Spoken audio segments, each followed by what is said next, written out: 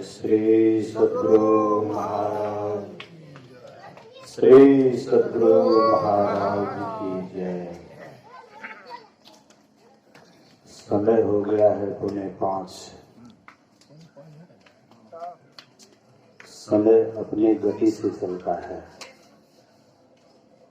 अगर हम ध्यान नहीं देंगे समय पर तो समय भी हमारा ध्यान नहीं देगा।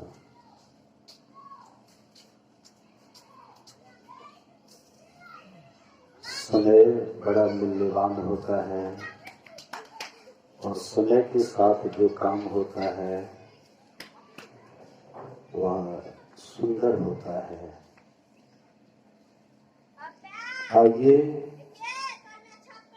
माइक आया है तो थोड़ी देर मैं आपकी सेवा कर देता हूँ। नहीं तो यहाँ पर तो एक पर एक ज्ञानी है। तो ज्ञानी जब एक पर एक है तो वहाँ पर मेरा क्या चलेगा? मैं तो साधारण हूँ, कल का हूँ, उम्र भी कोई ज्यादा नहीं है। इसलिए आइए एक बार सब आदमी हृदय खोल करके गुरुदेव का जय जयकार बुलंद आवाज में करें। बोलिए श्री सद्गुरु महाराज की जय, श्री सद्गुरु महाराज की जय, श्री सद्गुरु महाराज की जय। अखंड मंडलाकारं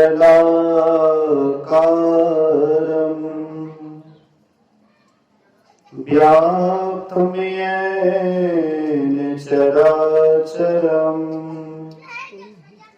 तत्पदं दर्शितं येन तस्मै श्री गुरुवे नमः। धन्य धन्य सतगुरु सुखदा महिमा कही न जाए। जो कछु कहाँ तुम्हारी कृपा मोते कछु न बसाए। सर्वत्र सर्वदा वर्तमान सद्गुरु महाराज जी के पावन चरणों में कोटि कोटि नमन। उपस्थित गुरुजन, धर्म प्रेमी सत्संगी बंधुओं, पूजनीय माताओं तथा भक्तिमती बहनों, एक महात्मा जी गए एक दुकानदार के पास। दुकानदार से पूछते हैं कि ये डब्बा में क्या है? बोले कि इसमें हल्दी है। बोले कि ये डब्बा में क्या है? बोले कि इसमें जीरा मरीच है। इसमें क्या है? पचफोरना है। इसमें क्या है? तेजपात है। बोले कि कोना वाला डब्बा में क्या है? बोले कि महात्मा जी आपको कुछ लेना देना है कि खाली ई डब्बा में क्या है, वो डब्बा में क्या है, वो डब्बा में क्या है? अरे कुछ लेना देना है तो बोलिए। बोले नहीं बोलो ना, वो कोना वाला डब्बा में क्या है? बोले कि राम राम। चुटकी बजाते हुए दुकानदार भाई कहते हैं राम राम, अर्थात थाली पर।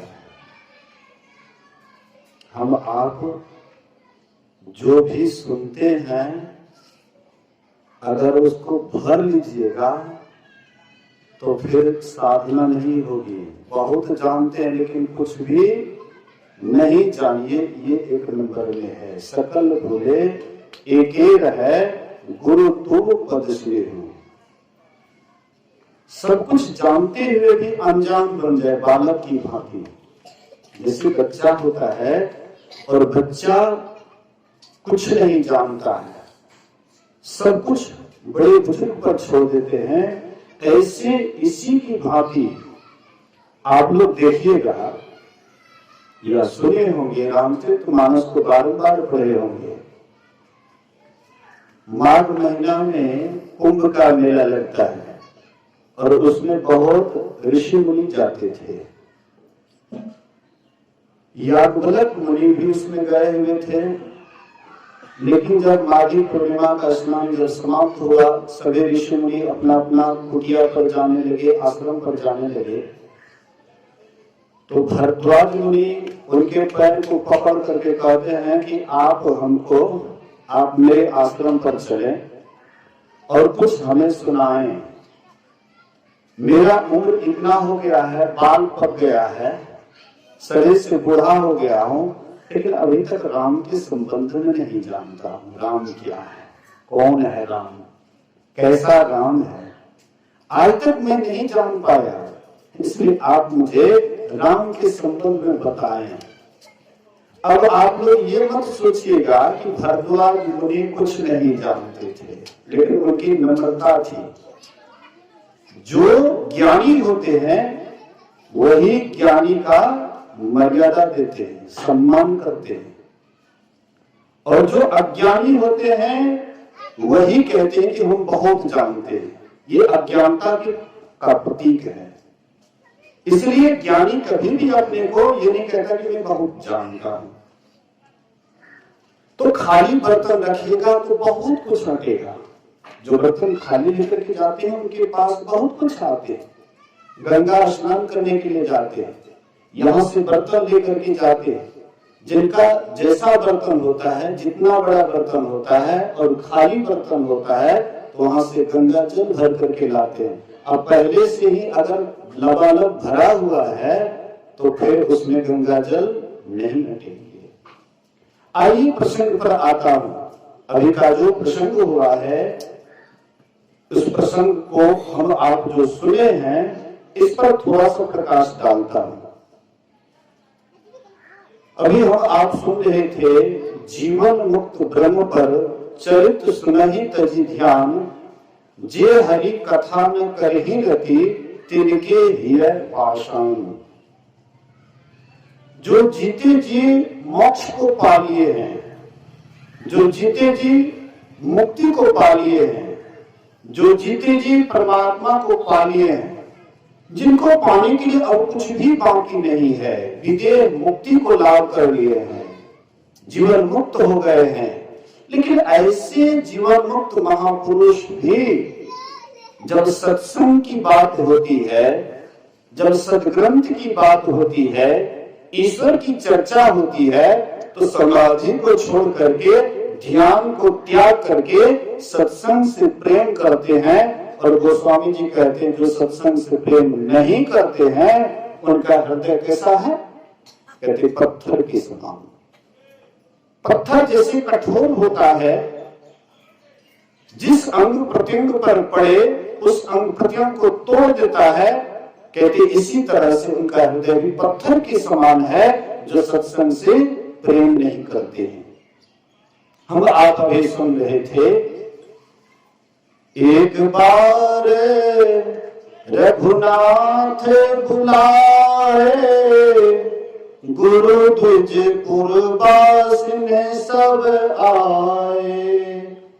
बैठे गुरु अरु द्विज सजन, बोले भगत भगत भय भंजन। एक बार रघुनाथ बुलाए, राम जी एक बार बैठक किए, पूरी प्रजा को बुलाए। उसमें बड़े बड़े ज्ञानी भी थे, ऋषि मुनि थे, बड़े बुजुर्ग लोग थे, बच्चे भी थे, जवान भी थे, उच्च वर्ण के भी थे, मध्यम वर्ण के भी थे और निचले वर्ण के भी थे। सभी लोगों को आमंत्रित किए और वहां पर एक ज्ञानी थे, जो उपदेश राम जी करने के लिए जा रहे हैं। वे उपदेश एक पर एक महारथी थे उपदेश करने वाले, लेकिन राम जी औरों से उपदेश नहीं करवाए और अपना स्वयं उपदेश करने लगे। आप कहिएगा ये तो अनुचित बात है, शिष्टाचार की विरुद्ध है। तो यहाँ पर शिष्टाचार की बात नहीं है, यहाँ पर है कि राम जी उस समय में राजा थे। राजा जिस बात को कहते हैं तो प्रजा उस बात को मानते हैं। एक समय में नरेंद्र मोदी जब नोट बंदी किए तो इस बात को सब माने कि नहीं माने, लेकिन यही बात अगर रामदेव स्वामी कह देते, देश विदेश यात्रा करते हैं रामदेव स्वामी, अगर यही बात रामदेव स्वामी कह देते कि आज 12 बजे रात को नोटबंदी होने वाला है, कितने आदमी मानते? नहीं मानते। इसी तरह से जो पद पर रहते हुए भी साधना में उन्नति किए हुए होते हैं, उनकी बात को लोग विशेष लोग मानते हैं। आप लोग जानते हैं भगवान बुद्ध चक्रवर्ती का बेटा था, स्वयं चक्रवर्ती था, राजा सुद्धोधन का बेटा था। राजपाट छोड़ करके साधना किए और उनका प्रचार जो हुआ बहुत तेजी से हुआ, क्योंकि बड़े ऊंचे कुर्सी को छोड़ करके आए हुए थे, इसलिए लोग उनकी बात को बड़े बड़े राजा महाराजा मानते थे। तो यहाँ पर राम जी भी सिंहासन पर आसीन है, लेकिन सिंहासन पर रहते हुए भी महायोगी हैं। इसीलिए राम जी सभा किए हैं, सबको बुलाए हैं। राम जी सोचे कि मेरी प्रजा शायद सोचती होगी कि राम जी का दर्शन करिए तो हमारा उद्धार हो गया, कल्याण हो गया, अब तो कुछ करने के लिए बाकी नहीं बचा। हम लोग भी सोचते होंगे जो गुरु महाराज का दर्शन किए होंगे, वे लोग भी सोचे होंगे हम लोग तो गुरु महाराज का दर्शन कर लिए, अब हम लोगों को कुछ करने की कोई आवश्यकता नहीं है। यही बात राम जी के भी मन में होता है कि मेरी प्रजा ये ना सोच ले, क्योंकि मेरे राजत्व काल में मेरी प्रजा बहुत सुखी है। दैहिक देख भौतिक तापा, राम राज काहू नहीं व्यापा। ये जो त्रिताप है राम जी के राज्य में नहीं था, लेकिन एकदम कहिएगा कि नहीं था, ये भी मानने वाली बात नहीं है। शरीर है तो दैहिक दैनिक भौतिक ताप तो होगा ही, लेकिन राम जी का जहां पर असली राज्य है वहां जाने के बाद ये त्रिताप नहीं होगा। गुरु महाराज इसकी खुलासा किए कि वहां पर अयोध्या में राम के राजत्व काल में इतना सुख था कि दुख बिला जाता था। सुखी इतनी थी प्रजा कि दुख का अनुभव नहीं करती थी, लेकिन फिर भी संसार में है, शरीर में है, एक दिन तो शरीर संसार छूटेगा, और छूटने के बाद मेरी प्रजा दुख में ना चले जाए, कष्ट में ना चले जाए, इसलिए राम जी सभा का आयोजन किए। सबको बुला करके कहते हैं बड़े भाग मनुष्य तन पावा, सुर दुर्लभ सद ग्रंथ ही गावा। कहती ये जो शरीर तुम्हें मिला है ये अद्भुत शरीर है, विचित्र शरीर है। अरे जिस शरीर को पा करके तुम देवता वाला शरीर से भी ऊपर उठ सकते हो, देवता जिस स्थान में है उस स्थान से भी तुम ऊंचे उठ सकते हो। अभी हमारे एक प्रवक्ता बोल रहे थे कि देवता तो अमर हो ही गए, देवता अमर हो ही गए हैं, इसलिए परीक्षित को वह अमृत देते थे, लेकिन देवता भी सही अमर नहीं हुए हैं। आयु अधिक हो गई है, हम लोगों से शक्तिशाली अधिक हो गए हैं, लेकिन अमर हो गए हैं देवता, ऐसी बात नहीं है। देवी देवता भी जन्म होता है, जवान होते हैं, वो भी बूढ़े होते हैं, एक दिन उसका भी लापता हो जाता है। ब्रह्मा विष्णु महेश की भी मृत्यु होती है। सांच कहूं तो कोई न माने, झूठ कहा नहीं जाई हो। ब्रह्मा विष्णु महेश्वर दुखिया, जिन राह चलाई हो। कभी साधते सत्य बात कहूंगा तो लोग नहीं मानेंगे, लेकिन झूठ कहा नहीं जाई हो। ब्रह्मा विष्णु महेश्वर दुखिया जिन यह राह चलाई हो, वे भी जवान होते हैं, बूढ़े होते हैं, शरीर छूटता है, सुख दुख उससे भी होता है जैसे हम लोगों को होता है। जैसे यहाँ पर काम क्रोधाधिक विकार सताता है हम आपको, वैसे देवी देवता को भी काम क्रोधाधिक विकार सताता है। इसीलिए जैसे हम सुखी दुखी होते हैं वे भी सुखी दुखी होते हैं। इसीलिए राम जी भगवान राम कहते हैं बड़े भाग्य से मनुष्य का शरीर मिला है। ये शरीर कैसा है, ये शरीर कितना अनमोल है, जिस शरीर के लिए देवी देवता भी तरसते हैं। अच्छा, देवी देवता क्यों तरसते हैं? देवी देवता इस शरीर के लिए क्यों तरसते हैं, इसमें कारण क्या है?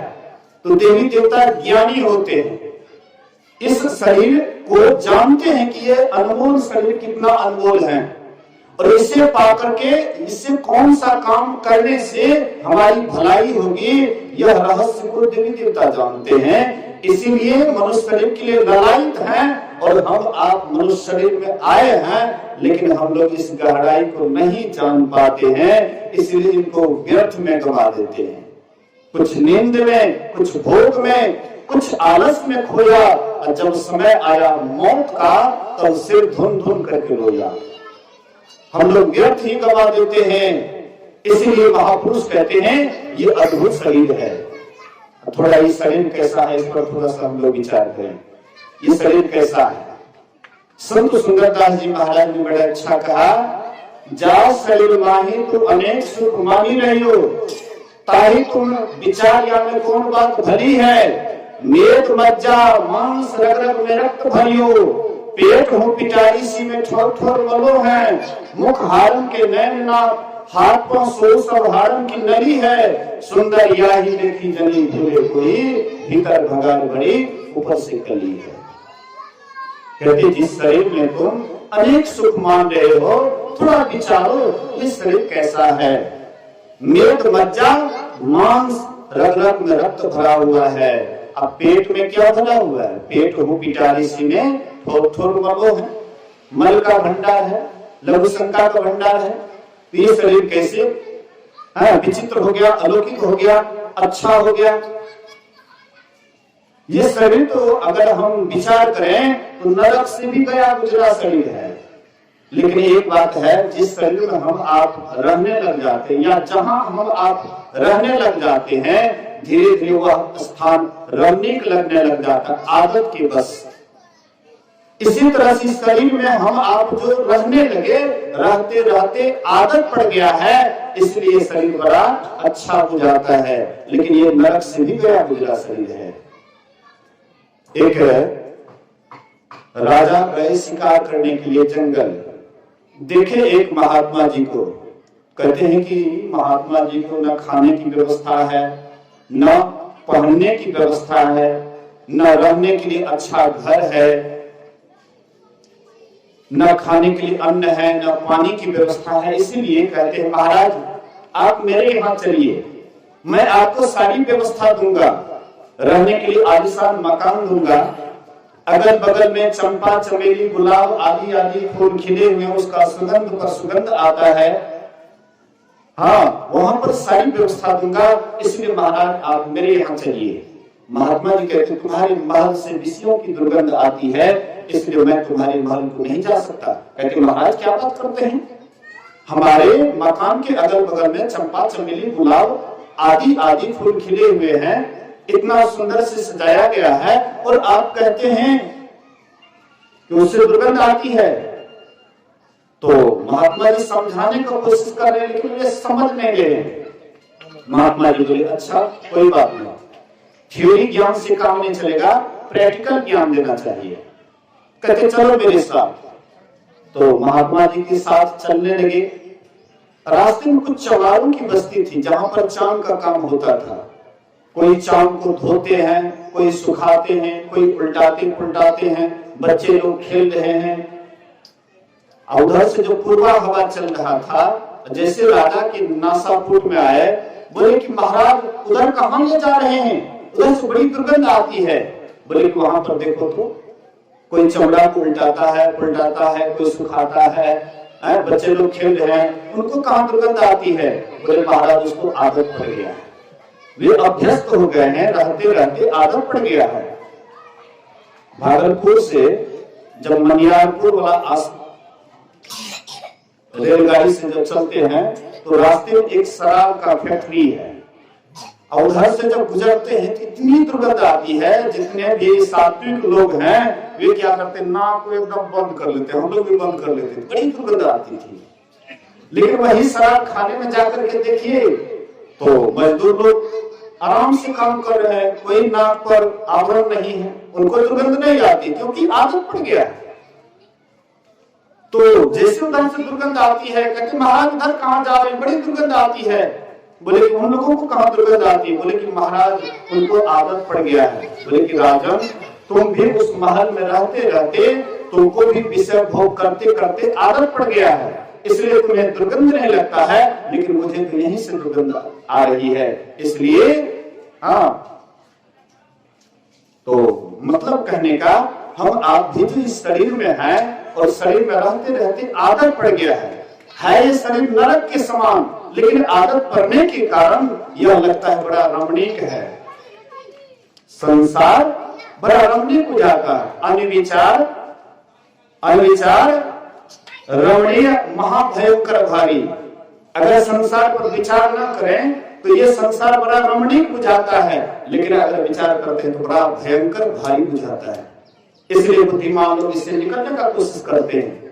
तो ये शरीर नरक से गया गुजरा है, लेकिन कबीर साहब कहते हैं इस शरीर के संबंध में, यह मानव तन अनमोल, देखो अंतर का पट खोल, लेकर ज्ञान तराजू तौल रे, अभागा मन मारे, अभागा मन मार। कहते ये शरीर क्या है? अनमोल है, अनमोल। यह मानव तन अनमोल, देखो अंतर का पट खोल। अरे भीतर के पट को खोल करके देखो कितना अनमोल शरीर है। लेकर ज्ञान तराजू तौल रे, अभागा मन मार।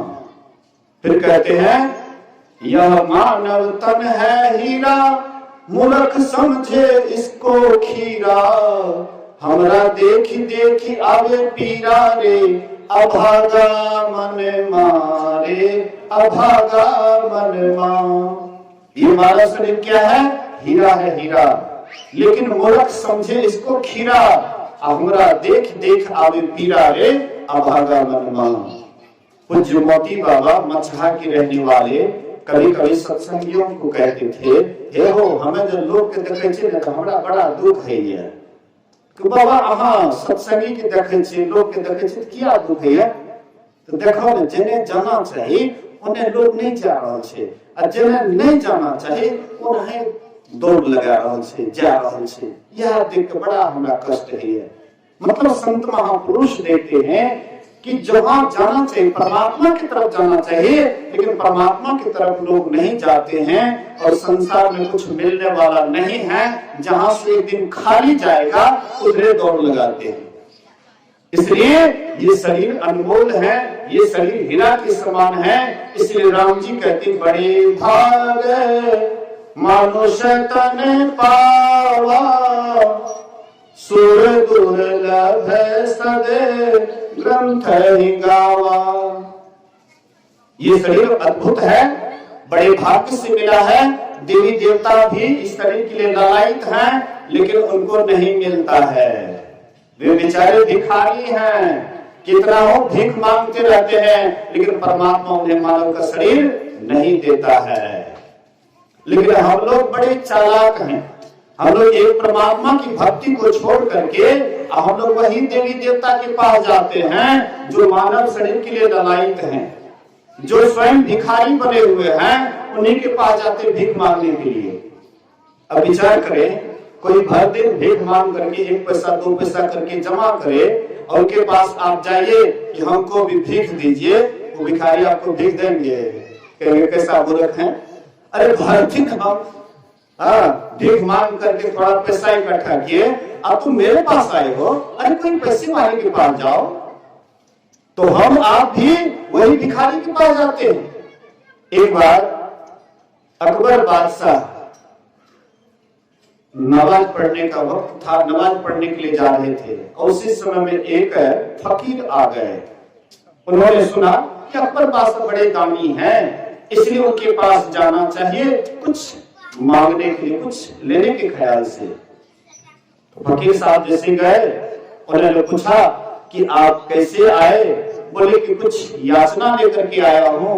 समय देखते हैं, अकबर बादशाह कहते हैं कि अभी मेरे नमाज का समय हो गया है, आप थोड़ी देर के लिए इंतजार करें, मैं थोड़ी देर के लिए नमाज अदा करके आता हूँ, फिर आपकी मांग को मैं देखूंगा। तो चले गए अकबर बादशाह नमाज पढ़ने के लिए। नमाज पढ़ने के बाद अल्लाह से इबादत करते हैं, ए अल्लाह मेरे खजाने को बरकत दे, हे अल्लाह मेरे सैनिक को कामयाब बना, हे अल्लाह मेरे संतान को खुशनसीब बना। मतलब इस तरह से बहुत मांग पर मांग करने लगे। यह फकीर सोचता है कि मैंने सुना कि अकबर बादशाह बहुत बड़े दानी हैं, बादशाह है, उनके पास कोई कमी नहीं है, लेकिन ये तो स्वयं भिखारी बना हुआ, ये तो किसी से मांग रहा है, और जिनसे ये मांग रहा है मैं भी उसी से क्यों नहीं मांग लूं? इससे भिखारी से कैसे मांगू? भिखारी से भीख मिलेगा? वह फकीर उठ करके सीधे चलते बने। अकबर बादशाह तब तक उधर से आ गए और कहते वह फकीर साहब कहाँ गए? बोले तो फकीर साहब तो जा रहे हैं। बोले तो बुलाओ उसको बुलाते हैं। कहते हैं क्या बात है, मुझसे क्या खता हो गई कि आप मेरे दरबार पर से खाली हाथ जा रहे हैं? बोले कि खता तुमसे नहीं हुई, खता मुझसे हुई, गलती तुमसे नहीं हुई, गलती मुझसे हुई। मैं तुम्हारे पास आया था कि बादशाह है, इनके पास कोई कमी नहीं है, लेकिन मैंने तो देखा और सुना कि तुम किसी से कुछ मांग रहा था। अब तू जब किसी से कुछ मांग रहा था तो तू भी तो भिखारी है, तो तू हमको क्या देगा? तो जिनसे मांग रहा था मैं भी उसी से क्यों नहीं मांग लूं? मतलब सबके दाता परमात्मा है, ईश्वर है, और वही मालिक से मांगना चाहिए, वही ईश्वर से मांगना चाहिए, और मांगना भी चाहिए तो सोच समझ करके मांगना चाहिए। गुरु महाराज कहते थे कि अगर संसार की वस्तु मांगोगे तो तुम ठगे जाओगे। ऐसी चीज मांग लो जिस मांग के अंदर सब मांग पूरा हो जाएगा। वही मांग अभी हम लोग विनती के रूप में मांगे, प्रेम भक्ति गुरु दीजिए, बिरवों कर जोड़ी, पल पल छोड़ न छोड़िए, सुनिए गुरु मोरी। यह प्रेम भक्ति का मांग जो है सबसे बढ़कर के मांग है, और इसी मांग में सब मांग आपका पूरा हो जाता है। लेकिन एक एक मांग अगर पूरा करने में लग जाते हैं, जीवन भर मांगते रहिएगा, मांग कभी पूरा नहीं होगा। वही प्रेम भक्ति पाने के लिए साधन धाम मोक्ष कर द्वारा अपाई ने यही परलोक सवारा। ये शरीर साधनों का धाम है, इसी में मोक्ष का दरवाजा है, और यही दरवाजे से जा करके हम आप परमात्मा को पा सकते हैं, ईश्वर को पा सकते हैं, और कोई रास्ता नहीं है। इसलिए संत तुलसी साहब कहते हैं, क्यों भटकता फिर रहा तू, ऐ तलाशे यार में, रास्ता तो शहरक में है, दिलवर पे जाने के लिए। क्यों तू संसार में भटक रहा है? वह परमात्मा के पास जाने का रास्ता नहीं है, तुम्हारे भीतर में परमात्मा ने ही खुद रास्ता बनाया है। उस रास्ते से चलोगे तो परमात्मा का दर्शन होगा, परमात्मा का लाभ होगा। इसीलिए बाहर भटकिएगा, प्रभु परमात्मा को कभी नहीं पाइएगा। अंदर धसिएगा, तभी हम आप परमात्मा को पा सकते हैं, और कोई दूसरा रास्ता नहीं है। गुरु महाराज कहते थे, एक दोहा कहूंगा, आप लोग हंसिएगा। नदी किनारे घर किया, कर्जा करी करी खाए, कर्जदार जब मांगन आवे, घुसक नदी में जाए। नदी किनारे में घर बना लिए, कर्जा करके खा रहे हैं, अब कर्जा मांगने वाला जब आया, घुसक नदी में जाए। नदी में घुस गए, फिर कर्जा मांगने वाला पछता करके वहां से चले गए। ये नदी किनारा क्या है? बाहर में कोई ऐसी नदी नहीं है जहां पर आप घुसिएगा तो घुसले रह जाइएगा। लेकिन एक ऐसा नदी है, परमात्मा ने वह नदी का निर्माण अपने से खुद बनाया है। इधर का नदी तो, संसार का नदी तो बना है या कोई बनवा रहा है, अब कोई बने बनाई भी है, लेकिन एक दिन जब उत्पन्न हुआ तो एक दिन समाप्त भी होगा। लेकिन आपके भीतर में जो असली नदी है, एक तरफ गंगा है, दूसरे तरफ जमुना है, और बीच में है सरस्वती। और सरस्वती में जो डुबकी लगाते हैं वह परम पवित्र होते होते इतना पवित्र हो जाता है कि एक दिन परमात्मा को पाने के काबिल हो जाते हैं। और परमात्मा जैसे परम पवित्र होने के बाद परमात्मा में जाकर के मिल जाते हैं। गुरु महाराज जी इसी को बोले हैं, हम प्रभु प्रभु हम एक ही होई, द्वंद्व अद्वैत रहे नहीं कोई। अब में ही ऐसी आरती की जाए, भगवान जन्म बहुरी नहीं ली जाए। इस तरह से अगर आप हम करेंगे तब हम परमात्मा को पाएंगे, और नहीं तो संसार में भटकते रहेंगे, 84 में अटकते रहेंगे, फिर जन्म मरण का चक्र चलता रहेगा। तो इन सारी बात को सुनिए, समझिए और अपने जीवन में उतारने का कोशिश कीजिए। यह जो सत्संग हमारे परमानंद बाबू, साल भर पहले इनके पिताजी का देहांत हुआ था, शरीर छोड़े थे, उसमें भी मैं आया था। और इस बार भी 1-1.5 महीना पहले ही मुझे सूचना दे दिए, 2 महीना पहले सूचना दे दिए। उस समय मैं अस्वस्थ था, मैंने कहा कि हो सकता है हाँ स्वास्थ्य मेरा उस समय में कैसा, बोले कि नहीं अभी बहुत समय है, ठीक हो जाएंगे, हाँ लेकिन आपको आना है। इनके श्रद्धा और प्रेम होने के कारण आप लोगों का दर्शन हुआ है। गुरु महाराज जी करें कि इसी तरह से हम आप गुरु महाराज जी के चरण शरण में रहते हुए, सत्संग ध्यान करते हुए, इहलोक और परलोक दोनों जीवन हम लोगों का सवरे। इसी सुवाणी के साथ एक बार गुरु महाराज जी की जय जयकार बुलंद आवाज में करें, बोलिए श्री सद्गुरु महाराज की जय। एक निवेदन आप लोगों से करूंगा, थोड़ी देर के लिए ध्यान करें। ध्यान एक ऐसा चीज है जिनके नाम पर हम आप आए हैं। इस ध्यान से हम आपको भी लाभ होगा और जिनके नाम पर सत्संग हो रहा है उनको भी लाभ होगा। इसलिए कुछ देर के लिए श्रद्धांजलि के रूप में थोड़ी देर के लिए सब आदमी ध्यान करें। बोलिए श्री सद्गुरु महाराज की जय।